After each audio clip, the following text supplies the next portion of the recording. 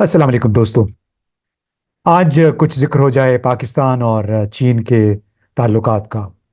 एक दो दिन पहले कराची के एक अखबार में एक स्टोरी छपी और उसमें बताया गया कि पाकिस्तान और चीन के दरमियान आला सतही हालिया मुज़ाकरात, जो कि इसहाक डार साहब, हमारे वज़ीर ख़ारजा और नायब वज़ीर आज़म जब बीजिंग गए उस वक्त हुए। उसके बाद फिर एहसन इकबाल साहब ने जॉइंट कोऑपरेशन कमेटी के इजलास की भी सदारत की, वो भी चीन से होके आए। इस दौरान जो बातचीत हुई है आला तरीन सतह पे, यानी एहसन इकबाल साहब जो मिनिस्टर वज़ीर मनसूबाबंदी हैं और हमारे वज़ीर ख़ारजा इसहाक डार साहब, उसके बाद जो मुश्तरका एलानिया जारी हुए हैं उससे बज़ाहिर तो कोई नहीं लगता कि हालात ख़राब हैं। लेकिन जो स्टोरी छपी जो कि बाद में वेबसाइट से हटा दी गई, उसके मुताबिक चीन ने मुतालबा किया है कि अ, चीन के जो निजी बिजली घर हैं उनके वाजबात फौरी तौर पे अदा किए जाएं। इस वक्त कोई 523 अरब रुपए के वाजबात हैं। इसी तरह चीन ने यह भी कहा कि अपने ज़र मुबादला के ज़खायर में आप इजाफा करें और चीन की फाइनेंशियल कंपनीज के साथ आपके जो मामलात हैं उनको सुलझाएं। और ये तमाम मुतालबात किए गए हैं वज़ीर आज़म के मुमकिना दौरे से पहले। उन्होंने बीजिंग जाना है और उसकी तैयारी हो रही है।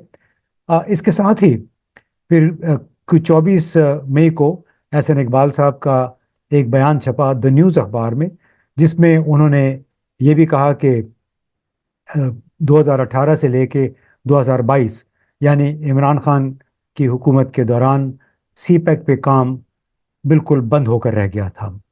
अब मैंने इसी हवाले से बीजिंग में अपने एक दो दोस्तों से वजारत खारजा में सवाल किया कि क्या एहसन इकबाल साहब का ये बयान हकीकत के करीब है। तो बड़ा डिप्लोमेटिक जवाब आया और वो जवाब ये था कि हम एक करीबी दोस्त के तौर पे पाकिस्तान की तमाम हुकूमतों के शुक्रगुजार हैं जिन्होंने सी पैक से जुड़े मंसूबों पर काम को मुसलसल जारी रखने में अपना अपना किरदार अदा किया है। यानी अमलन एहसन इकबाल साहब को एक लिहाज से उन्होंने झूठा करार दिया, गलत उनके बयान को करार दिया, जो कि उन्होंने कहा कि 2018 से 2022 के दरमियान सी पैक पे काम बंद हो गया था। अब मामलात कुछ और हैं। मैंने ये भी पूछा है चीनी ज़राए से बीजिंग में कि जो मेन लाइन वन जो रेलवे का प्रोजेक्ट है और इसके अलावा कराकोरम हाईवे की अपग्रेडेशन का है, तो क्या वो मामला तय पा गए हैं। तो चीनी ज़राए का ये कहना है कि अ, जी अमलन उसूलन इस पे इत्तेफाक राय तो मौजूद है, लेकिन थोड़ी सी कुछ मुश्किलात हैं, उसको हम ख़त्म करने की, रुकावटों को दूर करने की कोशिश कर रहे हैं।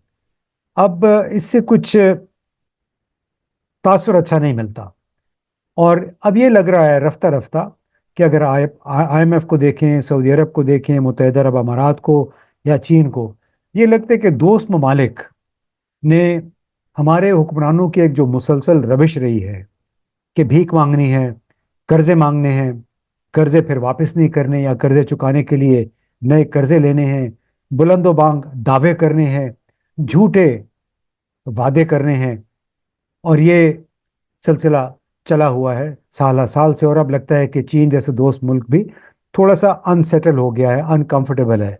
उसका अंदाज़ा आप इससे लगाइए कि चीन के वजीर खारजा वांग यी ने 2022 में पाकिस्तान का दौरा किया और उस वक्त एक चार नुकाती फ्रेमवर्क उन्होंने पेश किया। चार नुकाती उसने शराइत रखी या तजावीज़ पेश की, जिसमें उन्होंने बड़े वाज़े तौर पे चार नुकात गिनाए। उसमें उन्होंने लिखा कि हम एक दूसरे के साथ साबित कदमी के साथ खड़े रहने का अहद करते हैं।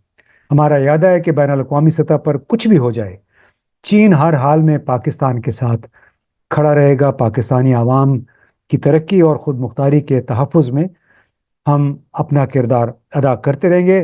साथ में उन्होंने ये भी कहा था कि उम्मीद है कि पाकिस्तान की सियासी जमातें मिलकर मुल्क की तरक्की और सियासी इस्तेहकाम के लिए कोशिश करेंगी। इसके अलावा साथ उन्होंने ये भी कहा, वांग यी ने, या जो मुश्तरका एलानिया में उनकी तरफ से जो मंसूबा पेश किया गया وہ یہ تھا کہ سی پیک سے جڑے تمام معاملات پر حکمت عملی اور بہتر رابطوں کے ذریعے مزید بہتر اور اعلیٰ معیار کی ترقی کو یقینی بنایا جائے گا۔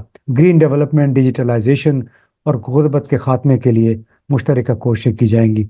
تیسرا نقطہ تھا انسداد دہشت گردی کے حوالے سے، اور یہ کہا کہ انسداد دہشت گردی کے لیے تعاون کو مزید گہرا اور بامانی بنانا ہے، اور اسی اعلانیے میں یہ بھی لکھا تھا، یہ بات ہے مارچ 2022 کی، کہ جو جولائی 2021 میں داسو کے پروجیکٹ پہ کام کرنے والے 9 چینی مارے گئے تھے، ان کے ذمہ داروں کو انصاف کے کٹہرے میں لایا جائے گا، اور باقی چینی ورکرز کے زندگی کو، ان کے تحفظ کو یقینی بنانے کے لیے کوششیں کی جائیں گی۔ چوتھا نقطہ اس میں یہ تھا کہ ثقافتی تعلقات کا فروغ، افغانستان اور یوکرین جیسے معاملات پر پالیسیوں میں ہم آہنگی، عالمی اور علاقائی سطح پر کثیر ملکی کوششوں یعنی تنازعات کو ختم کرنے کے لیے یک طرفہ کی بجائے کثیر ملکی کوششوں کو فروغ دینے کا اعادہ۔ اب یہ تھی مارچ 2022 میں جو باتیں کی وانگ یی نے جب وہ اسلام آباد آئے تھے۔ اب دلچسپ بات یہ کہ 15 مئی کو اسحاق ڈار صاحب کی موجودگی میں ایک بار پھر انہی وزیر خارجہ نے وانگ یی نے ایک بار پھر 4 نکاتی ایک منصوبہ پیش کیا۔ اس میں پھر انہوں نے کہا کہ ہم ایک دوسرے کے بنیادی مفادات اور بنیادی مفادات کے تحفظ کی یقین دہانی کرتے ہیں اور عہد کرتے ہیں کہ ایک دوسرے کے ساتھ کھڑے رہیں گے۔ دوسرا اس میں نقطہ تھا کہ ہر قسم کا سیاسی اور اقتصادی تعاون کو بھرپور طریقے سے فروغ دیا جائے گا، اور بہتر اقتصادی کارکردگی حاصل کرنے میں چین پاکستان کی مسلسل مدد کرتا رہے گا۔ وہ ان کا بار بار اس پہ زور ہے کہ high quality development of CPEC projects. تیسرا نقطہ بالکل 2022 کے بیان کی طرح تھا، سیکیورٹی کے مشترکہ چیلنجوں سے نمٹنے کی یقین دہانی اور عہد۔ اس وقت کانٹیکس کیا تھا؟ اس وقت کانٹیکس تھا کہ جولائی 2021 میں 9 چینی مارے گئے تھے داسو پروجیکٹ پہ کام کرنے والے۔ اس دفعہ کانٹیکس تھا کہ 26 مارچ کو یعنی 2024 میں اسی پروجیکٹ پہ کام کرنے والے 5 چینی مارے گئے ایک دہشت گردی کے حملے میں۔ تو دونوں میں نقطہ نمبر 3 مشترکہ تھا کہ انسداد دہشت گردی کے لیے پاکستان جو وعدے کر رہا ہے اس پہ عمل درآمد کو یقینی بنائے، اور اس کے لیے چین بھی بھرپور تعاون کرنے کو تیار ہے۔ یعنی آپ اندازہ لگائیے کہ پاکستان نے بار بار وعدے کیے، لیکن 2 مرتبہ یعنی جولائی 2021 میں اور مارچ 2024 میں تقریباً ایک ہی علاقے میں ایک ہی پروجیکٹ پہ کام کرنے والے 14 انجینئرز بحیثیت مجموعی چینی انجینئرز یا چینی ورکرز کی جان چلی گئی، کیونکہ اس میں سیکیورٹی لیپسز تھے۔ اب بہت پاکستان نے کہا کہ ہم نے ان کے تانے بانے افغانستان سے ملتے ہیں، کچھ لوگوں کو گرفتار کیا گیا ہے، لیکن چین کی حکومت کا شاید ابھی صبر کا پیمانہ لبریز ہو چکا ہے۔ وہ اب بھی پاکستان کے ساتھ کھڑے رہنے کو تیار ہیں، پاکستان کو چھوڑیں گے نہیں۔ اور ایک اور بات جو 15 مئی کو جو چوتھا نقطہ تھا وانگ یی کی شرائط کا یا تجاویز کا، وہ یہ تھا کہ بین الاقوامی سطح پر انصاف کے قوانین و ضوابط پر ہم نے عمل درآمد کروانا ہے۔ اقوام متحدہ، شنگھائی کوآپریشن آرگنائزیشن اور ایسے ہی دوسرے بین الاقوامی پلیٹ فارمز کے ذریعے انصاف کے بین الاقوامی تقاضوں کے مطابق معاملات کو حل کرنے کے لیے ہم اپنی کوششیں جاری رکھیں گے۔ اب سوال یہ پیدا ہوتا ہے کہ چین کو اس قسم کے بیانات دینے کی کیوں ضرورت پیش آئی؟ کیوں ایک سٹوری چھپی کراچی کے اخبار میں اور اس کو ہٹا دیا گیا؟